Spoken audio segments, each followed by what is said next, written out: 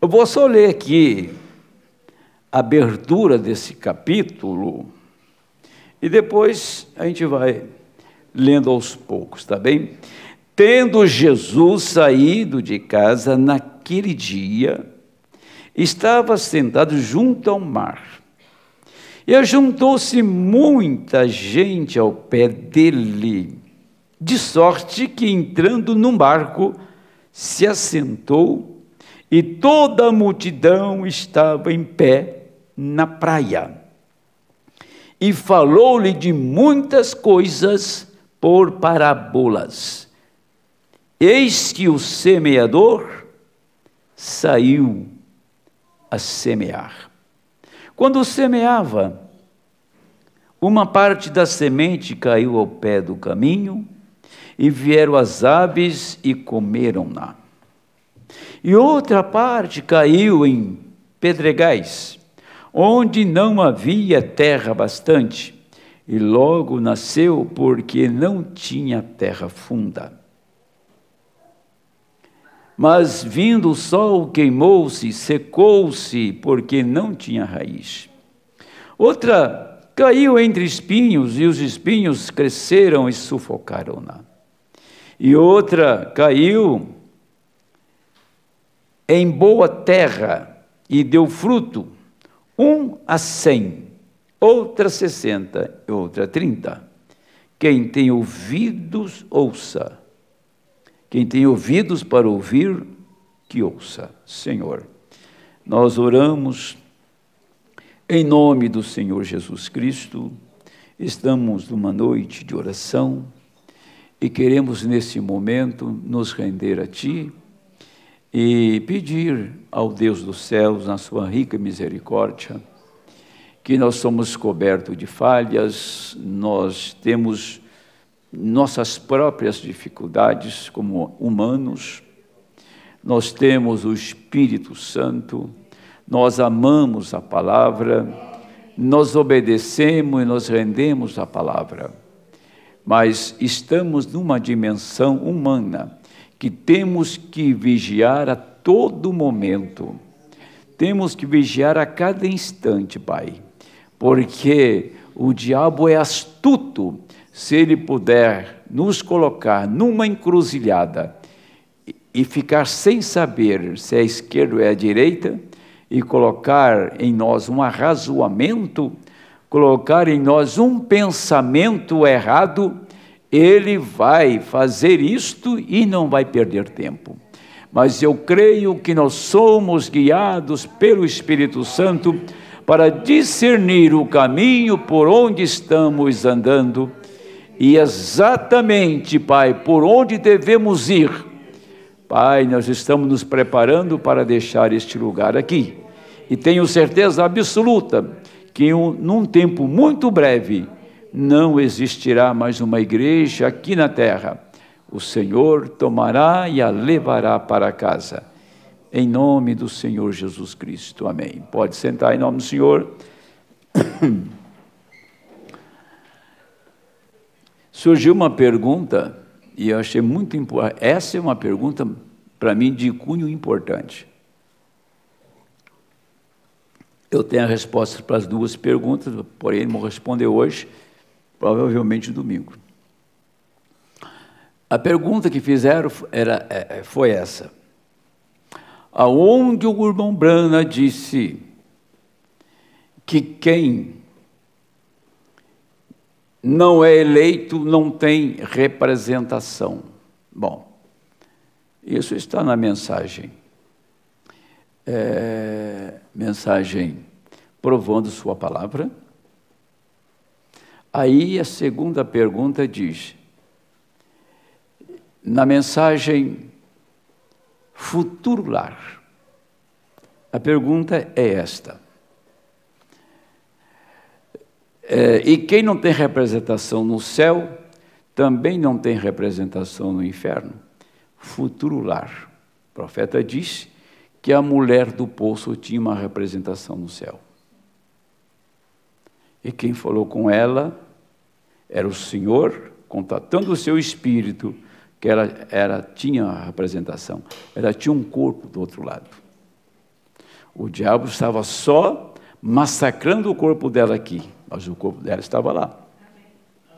E o sacerdote, e ela disse: vejo que tu és profeta, e o Messias, quando vier, será um profeta. Ele disse: eu sou. Ela reconheceu na hora que ele era o Cristo. E o sacerdote disse: este é um demônio, este é um Beelzebu. O profeta disse: ele não tinha uma representação lá, ele tinha uma representação aqui embaixo. O seu representante não podia reconhecer a palavra.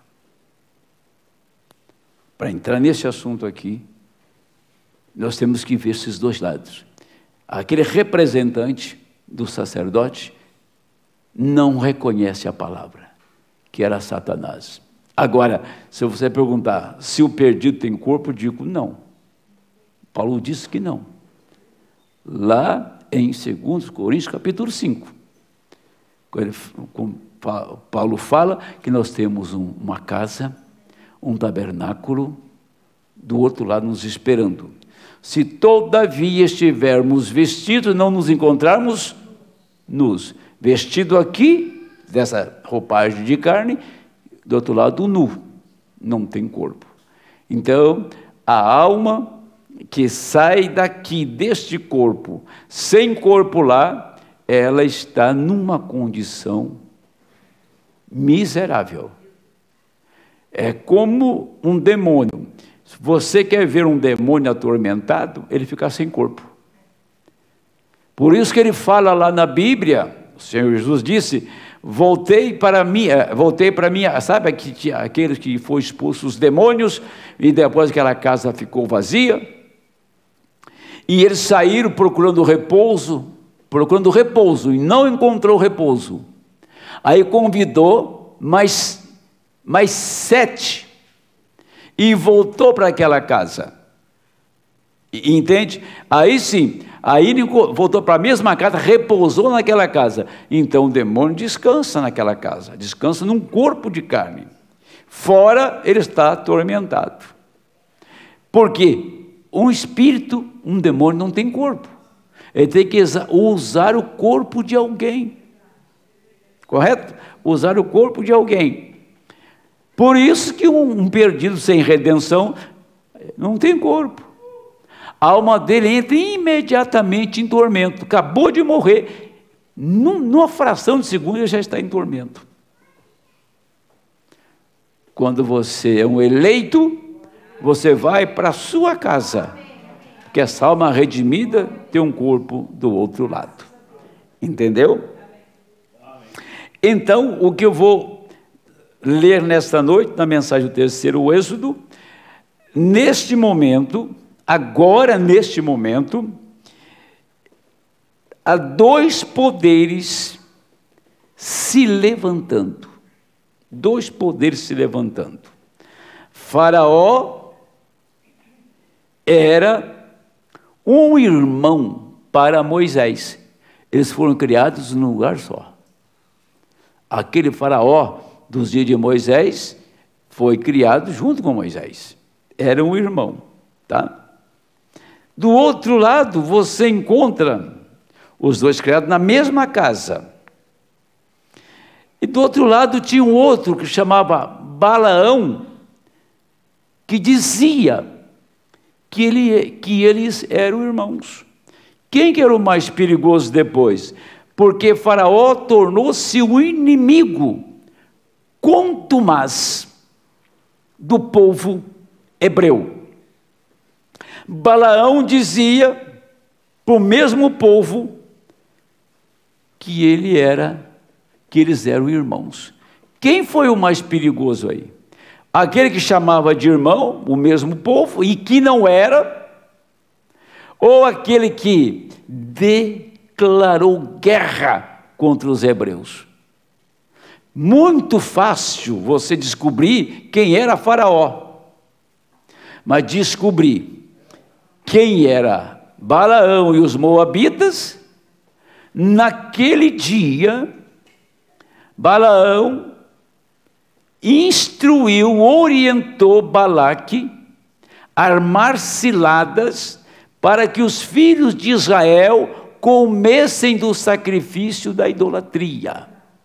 Foi quando, na festa de Baal, que ele então disse: somos todos irmãos. E foi convidar os hebreus lá no deserto para ir à festa de Baal dos moabitas. Foi lá que eles comeram do sacrifício da idolatria, e foi lá que teve a união. Foi casamento misto, que os hebreus misturaram com as moabitas. E Deus, naquele dia, matou 23 mil. E estava morrendo gente, um atrás do outro. E a só tombando. Quando o sacerdote da linhagem de Arão pegou uma espada, a princesa dos moabitas, o príncipe de Israel, os dois estavam entrando na tenda para um ato sexual. Ele foi atrás dos dois e atravessou os dois na espada. Matou os dois, limpou o arraial. Limpou o arraial, a morte estancou na hora. Você está entendendo que muitas vezes temos que tomar decisões que você nem mesmo é capaz de tomar se fosse por você? Ele chamava Eleazar, aquele rapaz. Eu creio, o sacerdote que fez isso. E Deus amou tanto a decisão e a coragem daquele moço, que diz: o seu sacerdote não será extinto, será perpétuo aqui por diante. Vai ser lembrado. E dali por diante, aquele ato que ele fez foi registrado para nunca mais ser apagado. Então foi uma decisão corajosa. Ele não matou pessoa comum, matou princesa e príncipe, para que a praga cessasse. Você sabe como que é lidar com o pecado? Lidar com o pecado, você não lida com mãozinha de luva. O pecado não te dá chance. Se ele puder, ele acaba com você, porque o salário do pecado é a morte. Então tem assuntos que nós temos que tratar com extrema rigidez, dado o perigo que aquele assunto, que aquele caso oferece, que foi no caso aqui de Balaão, ensinando Balaque a armar cilada para que os filhos de Israel comessem do sacrifício da idolatria. Portanto, o que nós devemos atentar, tá? Que estamos vivendo num tempo de muita mistura ao redor do mundo inteiro. E nós ficamos, às vezes, consternados, às vezes tristes, por certas coisas que acontecem, mas não está no seu alcance estancar aquilo, parar aquilo. Deus faz da maneira dele, e nós temos que aceitar a maneira de Deus. Então perguntamos: mas por que isto? Quando você pergunta por quê, você está questionando a Deus. Digamos, se eu tivesse uma filha muito bonita, assim, né, que eu tenho um filho, se eu não fosse gordo, ele é mais bonito ainda, né? O meu filho caçula, se ele emagrecesse uns 40 quilos, ficava bom demais, sabe? Ele não está me ouvindo, não, fique tranquilo, porque nem vai me ouvir. Tá? Então, se eu tivesse uma filha bonita, e a minha filha fala assim: a partir de hoje eu não conte mais comigo, que eu não vou mais na igreja, eu com meu namorado lá fora e vou viver minha vida. Eu pergunto assim: por que, meu Deus? Por quê? Por que minha filha fez isso? Isso é questionar a Deus. Por quê? Se isso aconteceu debaixo das suas orações e debaixo da orientação da palavra, mesmo assim a tomou essa decisão, então não coube a você estancar, brecar aquele assunto. Não coube a você. Foi uma permissão divina. Qual é o propósito? Pode ter certeza que um dia, como Jó ficou sabendo por que ele ficou daquela maneira, Deus vai te mostrar um dia o porquê daquilo. Mas parar e dizer assim: Senhor, eu sei que eu orei, eu fiz o melhor. Se eu não fiz o melhor, mas eu fui no meu limite, e não funcionou, está em sua mão, faça a sua vontade. Aí você está provando que você crê em Deus. Porque a nossa natureza, sem o Espírito Santo, é querer resolver da nossa maneira e está imbuído de sentimentos, tá? Cheio de sentimentos, e esse apego que nós temos, isso é normal, é inerente do ser humano ter apego pelo filho, apego pelo irmão, apego pelos nossos parentes, mas esse apego não resolve. Não resolve. Estamos numa hora decisiva, e a igreja tem que ter amadurecimento para entender as coisas. O Senhor, Ele faz certas coisas que depois Ele vem e mostra para você por que Ele fez. Na hora que acontece você não sabe, não entende, mas se você for paciente, esperar em Deus, não murmurando, não questionando, mas crendo que é a vontade dEle, quando passa a tempestade, Ele mostra por que a tempestade veio. Ou a gente nunca vai chegar à estatura de Cristo, ou nunca nós iremos amadurecer. Jesus andou com um demônio todo o seu ministério e nunca falou que ele era um demônio. Jesus, quando orou pelos seus discípulos, vocês se lembram da oração dele? Como que ele fez a oração? Eu me lembro. Ele orou pelos seus e disse: mas aquele que foi destinado, o filho da perdição, que veio para este propósito. Ele não orou por Judas, ele disse que para aquele propósito Judas tinha nascido. Entendeu? Ele sabia. Ele sabia que tudo tinha que passar por aquele caminho, passar por aquele crivo, passar por aquela situação. Ele sabia cada passo que ele ia dar e o resultado que os passos iam trazer. Eu posso dar um passo, não sei o resultado, mas ele sabia o resultado. Quando ele saiu e foi se distanciando da casa de Lázaro, ele sabia que Lázaro ia morrer. Quanto pior o homem ficava e recebia as notícias para voltar, ele se distanciava. Até que chegou lá um certo dia que ele disse: agora eu vou voltar. Mas agora ele já morreu. Mas Lázaro tinha que morrer. Se ele voltasse para a casa de Lázaro, Lázaro não morreria. Ele oraria e aquele homem seria curado. E se ele entrasse na casa de Lázaro, Lázaro não morria, porque a morte e a vida não ficam debaixo do mesmo teto. Mas quando ele morreu, ele voltou. Ele voltou para pregar para aquelas duas irmãs, Marta e Maria. Duas igrejas, Marta e Maria, um de um lado. Uma foi ao encontro do Senhor e a outra não foi. Mas uma outra fala assim: olha, o Senhor está aqui. Vem aqui ver, o Senhor está aqui. Marta foi ao encontro, depois ela chamou Maria para ver o encontro. Aquelas duas igrejas.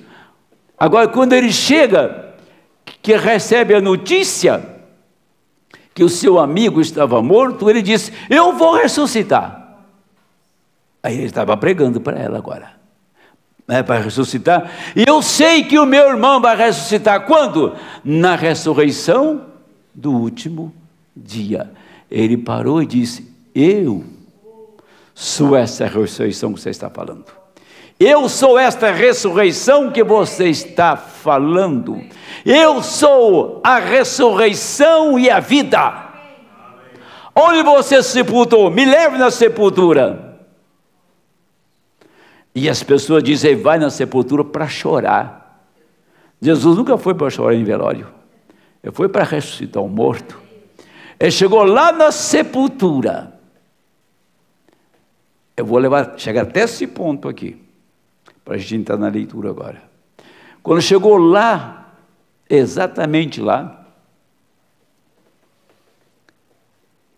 e ele chamou Lázaro para fora. Então não foi chorar, foi ressuscitar Lázaro.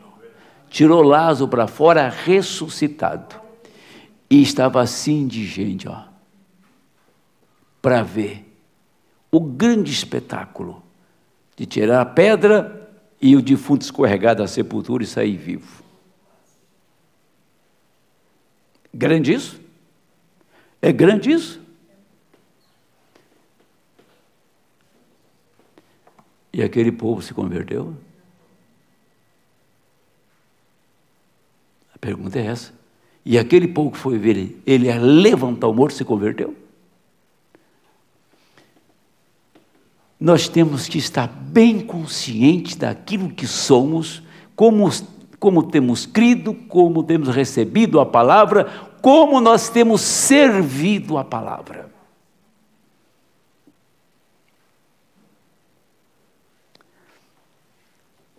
Vou dizer uma coisinha para vocês, aqui é um sermão que eu tenho montado para pregar outra hora. Aqui está. Jesus estava... Veja bem, Jesus falava e não insistia e não se repetia. Ele falava, não insistia e nem repetia, falava e ia embora. Um tomava a palavra e com provação examinava e recebia. Tomava a palavra e procurava examinar e recebia.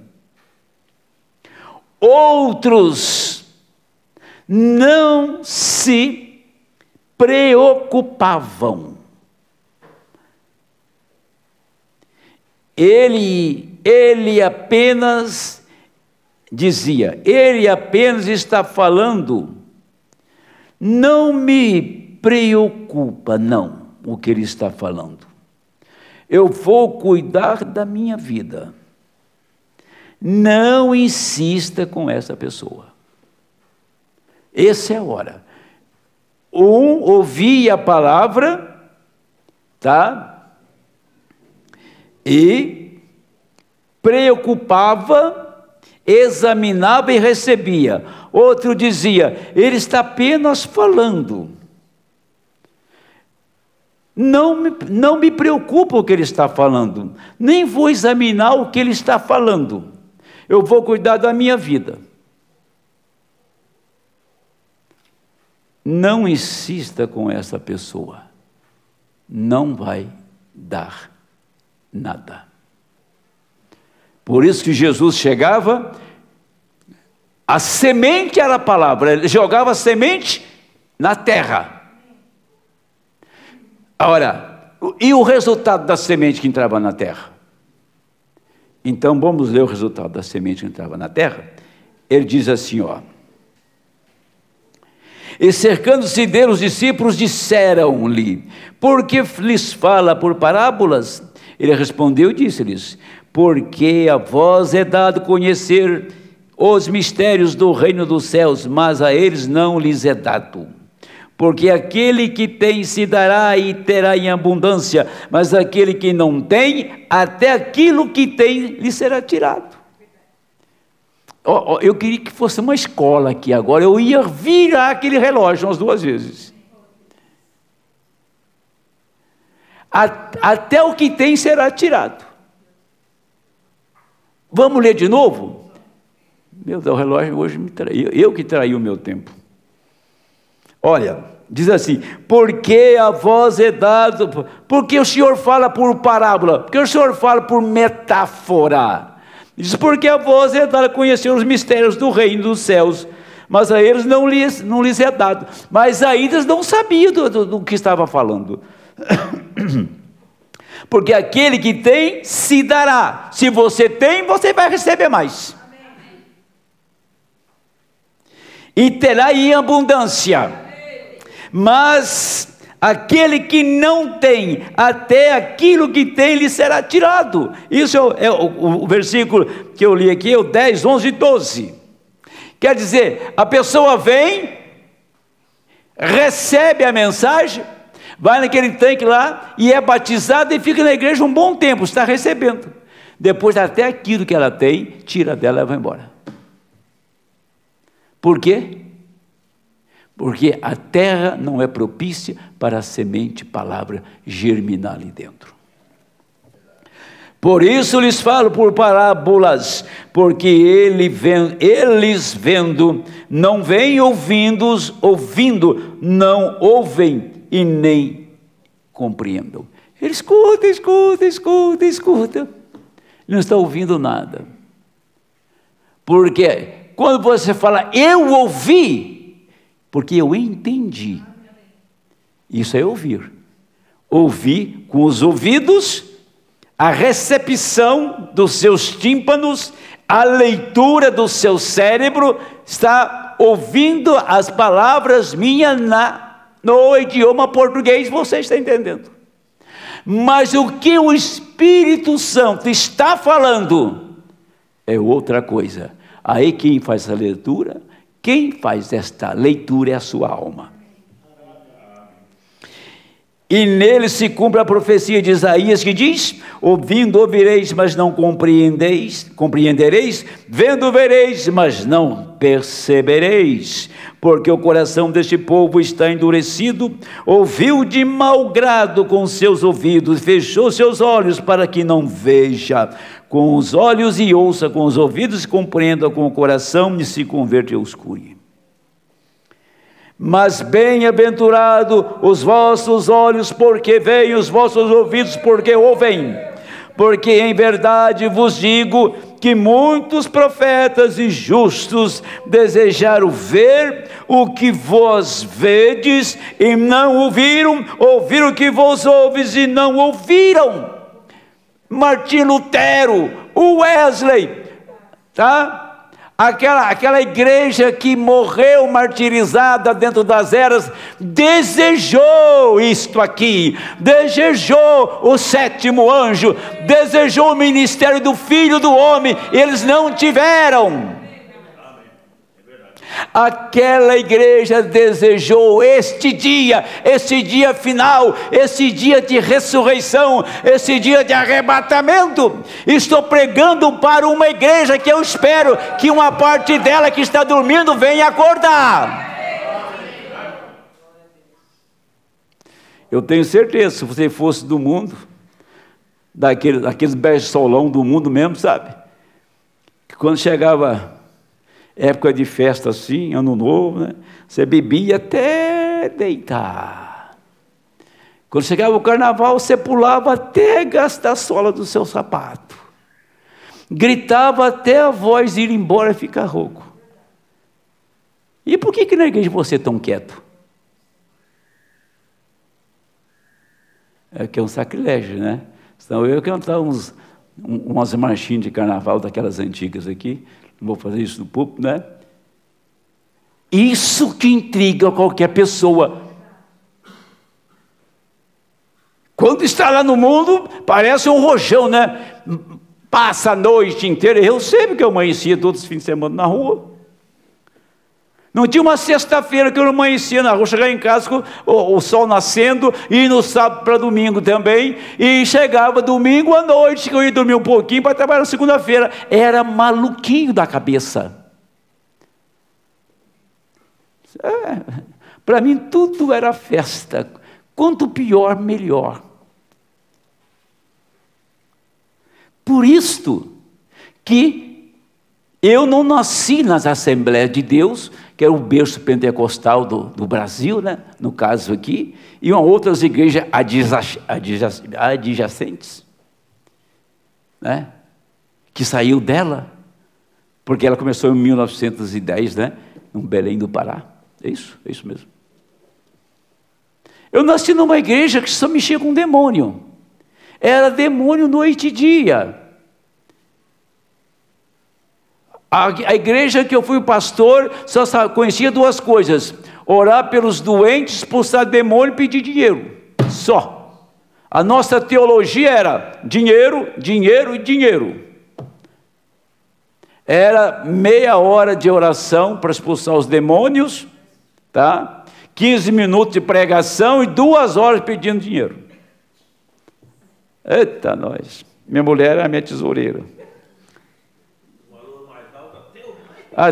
E hoje, a coisa não é brincadeira. A gente tirava todo o centavo, a gente deixava a pessoa, a gente fazia um desafio no finalzinho. Você tem fé mesmo? Prova que tem fé. Do que você tem no bolso aí, do que você tem no banco também. Pega um cheque, aquele tempo era cheque, né? Não tinha ainda. Pega o cheque e faz um cheque que você tem no banco. Pega o dinheiro do seu bolso, eu tiro da condução, dá o resto para a igreja. Se você tem fé, você faz isso. Se você não faz isso, você não tem fé. A gente era bom na coisa. A teologia nossa era forte. Eita, nós, hein? Que loucura, rapaz. E achava que estava certo. Faziam o quê? Era um cego e outro cego, né? Mas por que eu não fiquei naquilo? Eu saí daquilo lá e Deus cruzou meu caminho, me trouxe para a mensagem, tirou toda aquela bagagem, aquela tonteria. Hoje eu sei o que é viver pela fé. Hoje eu sei o que é servir o Senhor. Hoje eu sei o que significa um culto, o que significa a ordem da igreja, o que significa adorar a Deus, o que é ser salvo, o que é o Espírito Santo, o que é ter vida eterna. Amém. Hoje eu sei o que é isso. Mas eu passei, sim, eu passei pelas ondas do inferno com título de religioso e de pastor, que não tinha nada de Deus naquilo. E só eu saí, né? O resto ficou por lá. Só eu. Deus é maravilhoso. Me tirou de tantos buracos na vida. Nem olho mais para eles. Há muitos anos só olho para a cruz. Só olho para o Calvário. Só olho para o sangue derramado. Só olho e vejo a minha herança do outro lado. Enquanto eu estiver aqui, vocês ouvirão um pregador que não vai ter trégua. Vou falar enquanto viver.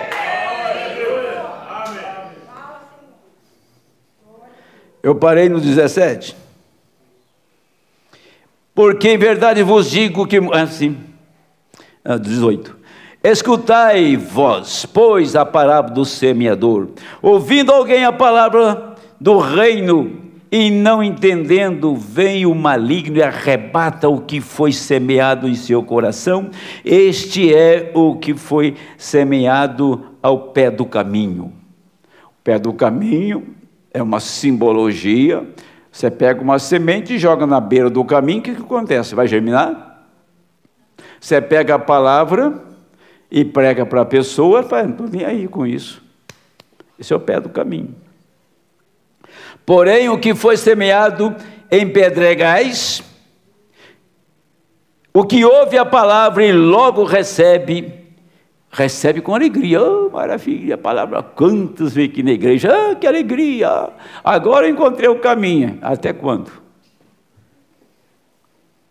O que foi semeado entre espinhos é o que ouve a palavra, mas os cuidados deste mundo e a sedução das riquezas sufocam a palavra e ficam infrutífera. Você quer ver uma pessoa ficar ruim na vida com Deus? Dá dinheiro para ela. Não tem bom, escute isso, ó, não tem bom não. Não tem bom. Se uma pessoa fica demasiadamente rica, já tem um erro aí dela ser uma cristã e ficar muito rica, porque se é pobre ficar rico, no trabalho não é. Eu tenho pessoa na minha família que é dentista, tem engenheiro na família, tem gente de formação na família, ninguém é rico, sendo engenheiro nem sendo dentista, e nem sendo médico, nada. Mas se você for bom para mentir, um bom mentiroso, e entra aí numa pirâmide, você é capaz de ficar rico. Mas você tem que contar 1,5 caminhão por dia de mentira. Você tem que pegar um produto que não vale nada e fazer, cura até unha encravada, cegueira, é capaz de colocar até grau no óculos que está fraco o remédio. A coisa é milagrosa. Está rico, o bolso está estufado, mas em cima de mentira, não pode ter verdade, porque se pôr verdade naquilo, afunda o barco. Por aí você vê, como que você quer entrar no céu sendo um mentiroso?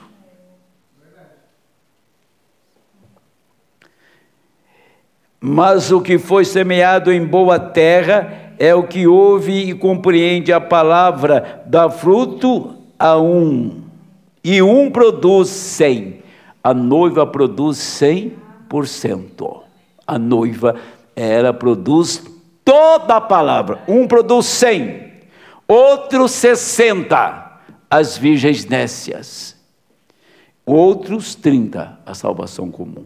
Está aí as três classes de crentes. Aí ele vai explicar agora. O reino dos céus é semelhante ao homem que semeia boa semente no seu campo, mas dormindo os homens, veio o seu inimigo e semeou o joio no meio Eu tinha uma imagem de joio para mostrar para vocês. O bichinho é parecidinho com trigo, mas come joio para você ver só que você fica intoxicado. É igualzinho. Os dois cachos assim, joio e trigo. Tá? Mas o joio, ele é tóxico, ele é venenoso, não serve para nada.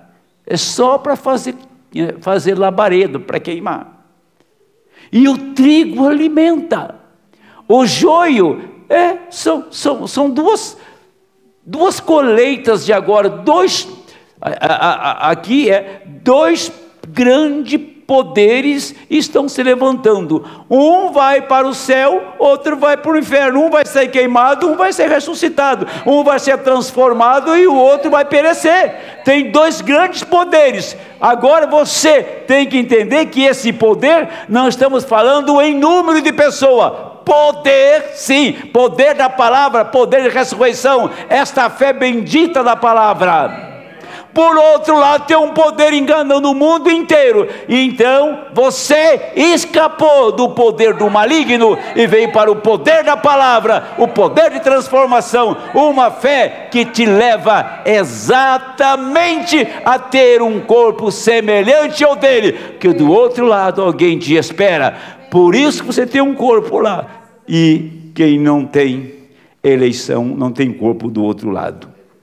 Agora, eu vou tomar bem rapidamente aqui, eu vou encurtar um pouquinho meu tempo de oração, que não há mais jeito para mim mesmo, então eu vou aqui ler a mensagem, o terceiro Êxodo, tá? 197 até onde der eu vou com vocês. 197. Não teria sido, veja bem, eu tenho uma mensagem aqui, ó. Sexta-feira, eu vou pregar. Mas já está aqui, já está anotado aqui. Eu vou pregar esse assunto conforme manda o figurino, tá? Não teria sido razoável. Aqui tem uma coisa, ó. Faraó inimigo declarado. Balaão dizia: somos irmãos, filhos de um mesmo pai, não é isso? Quem oferecia mais perigo, era Balaão ou era Faraó? Tá? Jesus falava exatamente a palavra do Pai, e não passava daquilo, porque a semente ia captar aquilo. E não teria sido razoável para o nosso pai, o qual é o pai da nossa fé, Abraão, pelo qual somos seus filhos em Cristo, não teria sido razoável que uma mulher se assentasse deixa eu voltar aqui, uma mulher de 65 anos de idade, com quem ele tinha vivido o tempo todo, desde que ela era moça, não pudesse ter um bebê, quando ela tinha 100 anos, 90, ele sem ainda nenhum bebê, não arrazoaria de alguma grande equipe de médicos da ciência submetesse Sara a um exame e dissesse: ora, seu ventre está seco, suas veias de leite estão secas, faz 40 anos e seu coração nessa idade, ela não poderia entrar em trabalho de parto. Ora, eram só arrazoamentos. Mas Abraão recusou isto, ele não duvidou da promessa de Deus por incredulidade. Contra o arrazoamento, ele não duvidou da promessa de Deus, não importa o que fosse, porque ele tinha considerado Deus poderoso para realizar tudo o que ele disse que faria. Agora, onde estão os filhos de Abraão? Aqui nesta noite, vocês que estão me ouvindo, onde estão esses filhos de Abraão? Vocês estão com medo, diz o profeta, vocês com medo do seu pão, da sua água, você está com medo de faltar isso. Agora, se deixar essa Babilônia, onde a sua fé está, Davi disse: outrora fui moço, agora sou velho, nunca vi o justo desamparado, nem sua descendência mendigar o pão. Não tenha medo, permaneça fiel a Cristo. Mas a incredulidade captará o arrazoamento, e foi isso o que fez. Agora você entende isto, e a incredulidade confia nos arrazoamentos, nas coisas do dia presente. A fé não faz isto. A fé olha para a palavra, mas a fé se coloca sobre a rocha inabalável, a eterna palavra de Deus, amém? A fé não olha para a razão, não importa o quanto você possa mostrar que seria melhor, se a palavra diz não, a fé descansa ali. Esse é o santuário do lugar onde a fé se descansa. A fé descansa na palavra, o arrazoamento descansa onde? Na incredulidade. Arrazoar é aquilo que eu falei, questione por quê? Por que isso é assim? Por que isso é dessa maneira? Se está assim, porque Deus quis assim, e ponto. Você lutou para não ser assim, mas é assim. Você não quer assim, mas é assim que Deus quer. É assim que você vai chegar lá. Não é da minha, nem é da sua, da nossa maneira. É da maneira dele. Nós precisamos entender o que Deus está fazendo agora. Olha, hoje conversando com o pastor Juraci, eu levantei e dei de testa com ele. Ele falou assim: pastor, eu achei que a abertura da palavra ia fazer em nosso meio um fogo levantar, e que nós íamos ter um avivamento, ia sacudir tudo. Olha, o povo está esfriando. O povo está esfriando. Você está esfriando? Ele falou uma verdade. Ele falou uma grande verdade. Que a abertura da palavra trouxe o Filho do Homem revelado em nosso meio. E o Senhor Jesus, na primeira vinda, ele falava: a multidão, saia uma semente, duas dali. O resto Estava lá só para ver os milagres, para ser ajudado, para ter o benefício da cura, para o benefício para a família, para a sua própria libertação, tá? Mas no meio, tinha alguns que ia para receber o que ele falava. É isso que está acontecendo. É exatamente isso. Nós não estamos aqui para benefício próprio, nós estamos aqui para adorar ao Deus vivo, em espírito, em verdade, e o que vem atrás disso, é o que Deus tem para dar para nós. Então nós descansamos na promessa de Deus, descansamos na palavra, nós queremos conferir, nós queremos nos examinar, fazer inventário, se a minha vida está correta com Deus. Entenderam? Se a minha vida está correta com Deus, se eu estou preenchendo os requisitos de Deus, se eu estiver, então eu vou tocar o meu barco.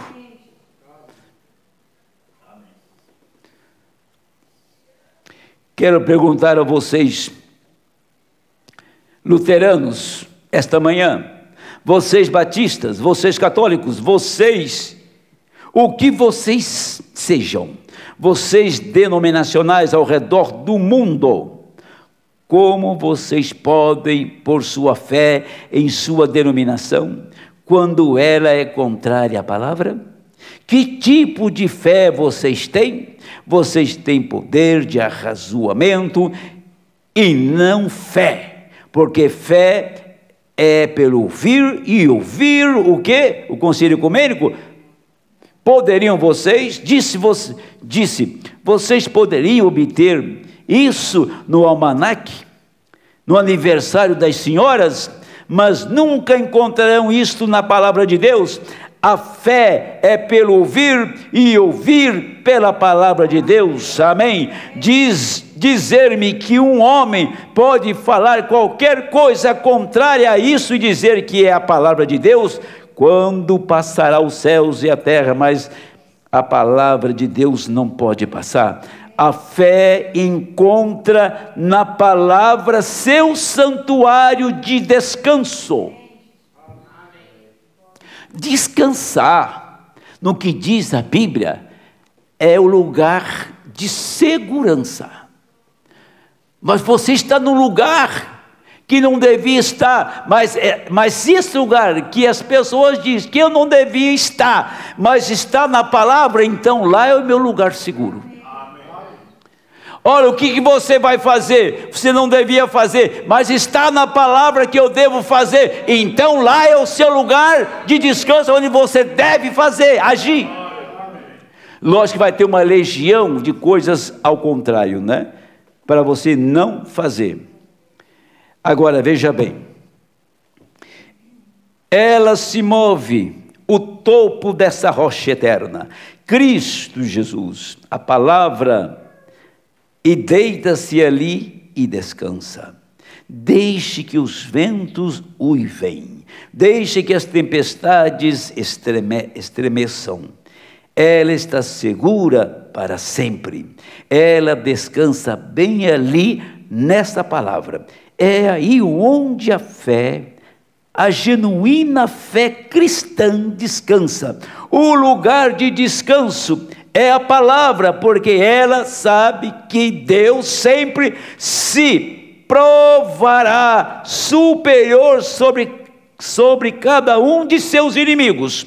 Não importa quão ruim pareça e como o inimigo tenha entrado, e quanto pareça que você está derrotado, a fé ainda está ali e sustenta. Vai lá e vê se essa velha tem condições de ter um filho. Vai lá e vê se esse homem ainda tem condições de ter um filho. Abraão e Sara era 0.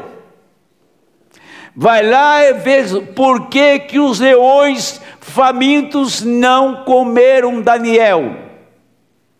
Vai lá e vê por que Sadraque, Mesaque e Abidnego colocaram a fornalha da Babilônia em vergonha. Aonde ele estava descansando? Aonde Abraão descansou? Na voz que ele ouviu, que era a palavra falada. Aonde descansou Daniel? Ele abria a janela, a sua veneziana, 3 vezes no dia e adorava a Jeová. Da Babilônia, ele olhava para Jerusalém. Um decreto que o proibia de fazer aquilo. A janela era aberta, ele olhava da Babilônia para Jerusalém. Nós estamos olhando da Babilônia para a Nova Jerusalém. Tá? Aonde olhava Sadraque, Mesaque e Abednego? Olhava no sacrifício do animalzinho cordeiro. Tem um altar e tem um cordeiro sendo oferecido lá em Israel, lá em Jerusalém. E com aquele cordeirinho em cima do altar, eles foram para a fornalha. A fornalha os queimou.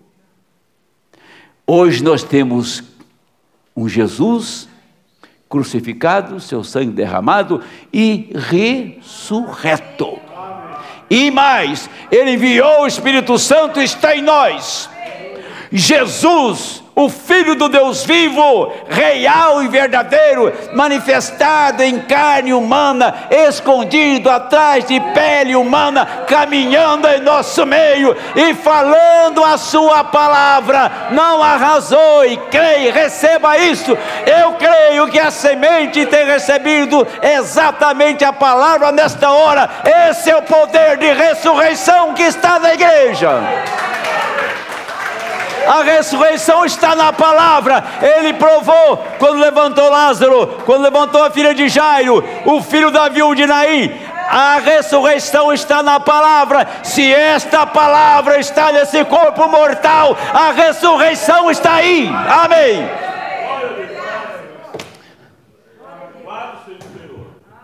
É isso, minha gente. Não é para brincar, não. Não adianta você ficar apavorado depois que a coisa terminou. Nós estamos num tempo de luta e de batalha. Nós estamos num tempo de lutar, de crer, de receber. Quando você receber um aviso, e vai acontecer, porque assim diz o Senhor, que a noiva foi embora, não faça uma oração mais. Pode fechar a Bíblia, não lê mais um versículo. Pode pegar essa mensagem e esquecer dela, porque Deus terminou com os gentios. O profeta diz nas 70 semanas de Daniel, o dia que o Senhor voltar para Israel, nunca mais um gentio será salvo. Parou para pensar na nossa oportunidade? Nunca mais um gentio será salvo. Nós estamos em um fio. Nós estamos a alguns passos e nada mais. Você pode ter o que você quiser de projeto na sua vida. Eu vou lhe garantir isto pela esta palavra. Você não vai usufruir disso, porque não é tempo para nada. Faça como diz o profeta, vá plantar suas batatas, não tem problema. Vai criar as suas galinhas, o seu gado, não tem problema. Faça aquilo como um bom agricultor, como um bom criador de ovelhas, um bom criador de gado, faça isso. Mas faça isso porque é a sua obrigação como homem. Mas em primeiro plano, nunca você afaste desta palavra para fazer alguma coisa que te dê benefício e que você possa dizer assim, o meu bisneto, o meu neto vai usufruir disto. Se nós pegássemos datas e datas e datas para chegar nesta hora aqui, todas as datas já estão com a sua validade vencida. É tempo de ir embora daqui. Não vale a pena absolutamente nada. A única coisa hoje que vale a pena é você entrar em Cristo. Faça a sua obrigação como pai, como mãe, como jovem. Faça a sua obrigação, mas nunca tenha isto na frente da palavra. Tenha sempre a palavra na frente e descanse na promessa. Se esta palavra está em você, vai mudar o seu corpo como mudou de Abraão. Amém? Vamos orar em nome do Senhor. Hoje eu tenho que orar muito. O que nós combinamos mesmo? Cadê não tinha ninguém naquela reunião lá, está só um Fábio aqui. Ah, tá certo. Eu não vou mais orar no começo do culto. Pelos pedidos de oração, vou orar no final. Irmão Lindo agradece a Deus por mais um ano de vida. Irmão Edinho pede oração por Marilene Domingues, que passou por um cirurgia, está na UTI. Irmão Orlando e irmã Argelina, que congregam com o pastor Vanderlei Lemos, envia saudação ao pastor João Henrique. Deus abençoe vocês. Eu posso não conhecer vocês, mas no Espírito somos irmãos e nós somos bem conhecidos. Então, pastor Vanderlei Pereira Lemos, ficamos 22 anos em um plenário, juntos. E hoje tem um filho dele lá que correspondeu perfeitamente à altura do ministério, que é o pastor Vilaça. Quando você encara um ministério, você tem que saber o que você vai enfrentar. O diabo não vai deixar você ficar quieto. Mas você também vai morder o diabo enquanto tiver um dente na boca. Amém?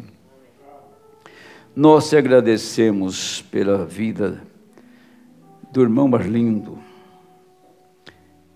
que tem testemunho e que serve o Senhor, e Deus deu a ele mais um ano de vida, e que ele possa permanecer conosco, juntos no campo de batalha. Senhor, e que ele possa continuar até a hora final, nunca deixar este caminho. Oramos por essa pessoa amiga do irmão Edinho, que está na UTI, em virtude de uma cirurgia. Que o Senhor seja com esta pessoa e que ela tenha plena recuperação. Nós oramos em favor da sua cura e libertação em nome do Senhor Jesus Cristo. E nós agradecemos, irmão Orlando, irmã Orgelina, que congrega com o pastor Vanderlei Lemos.